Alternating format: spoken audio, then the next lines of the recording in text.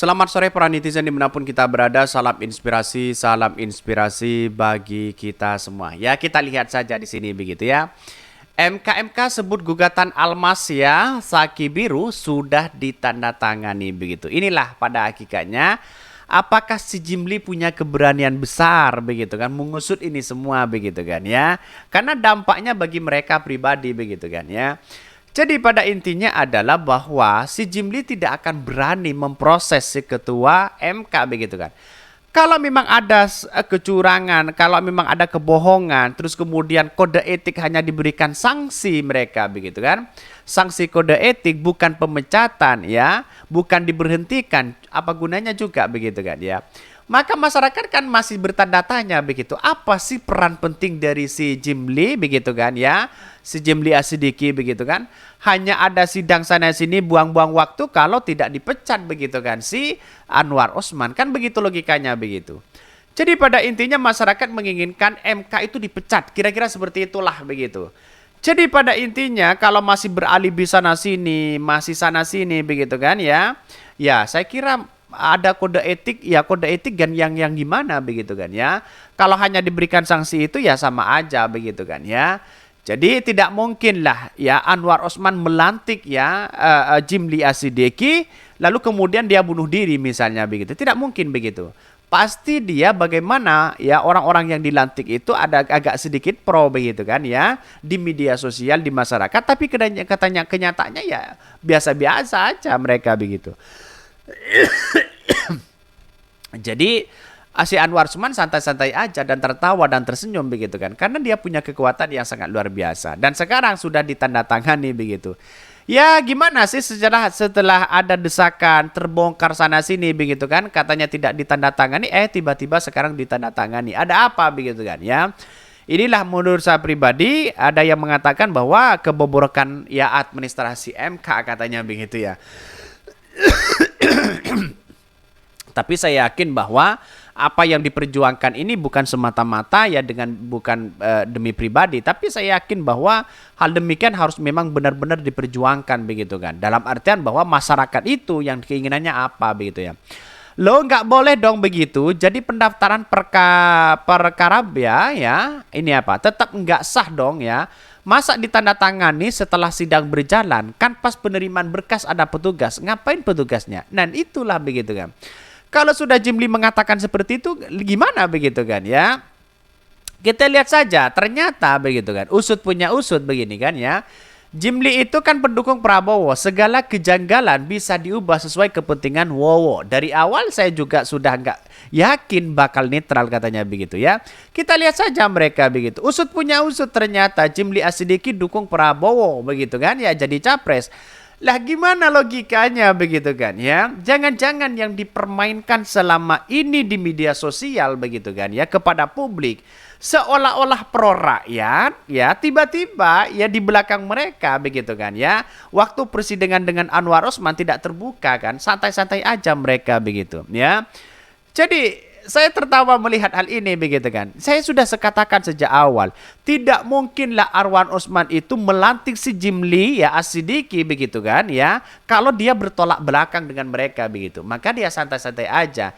Dia hanya bisa saja gimmick politiknya sangat kuat hari ini begitu. Apakah ini benar atau tidak begitu, usut punya usut, si Jimli ternyata pendukung Prabowo begitu kan ya.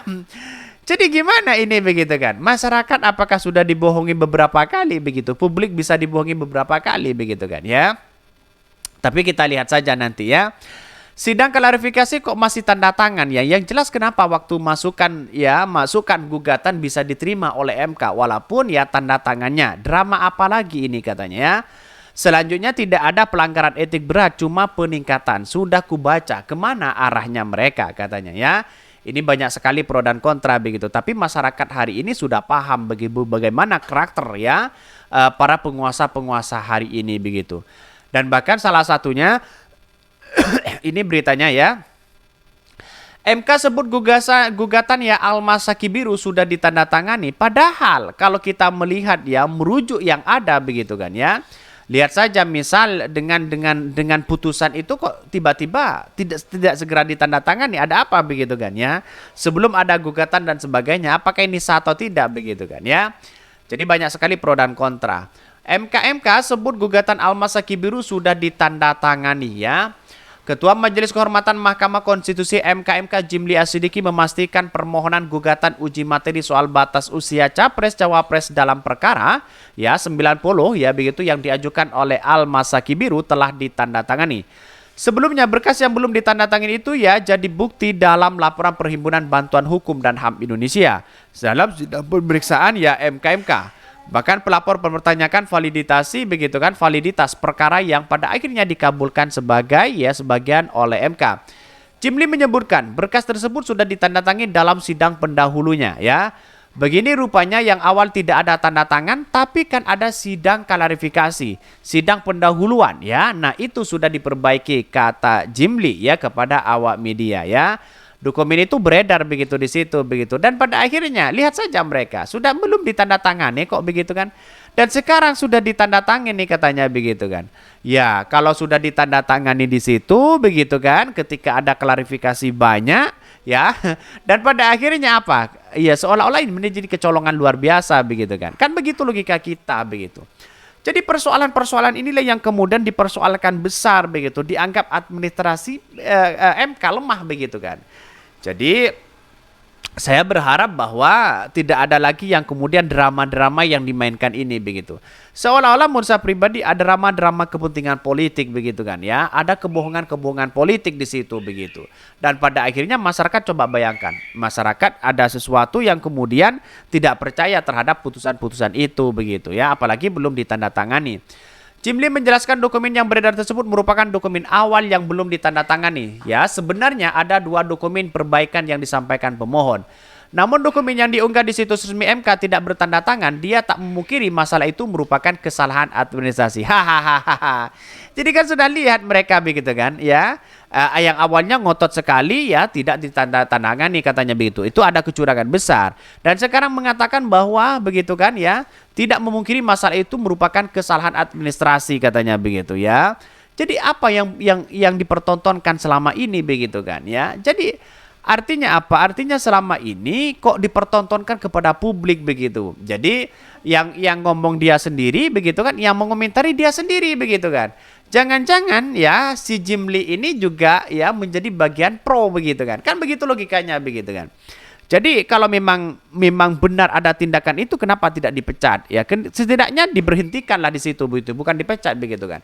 Diberhentikan terus kemudian tapi sekarang kan tidak berani di situ si Jimli begitu kan ya. Akhirnya drama-drama itu memuak begitu bagaimana realitasnya itu begitu ya.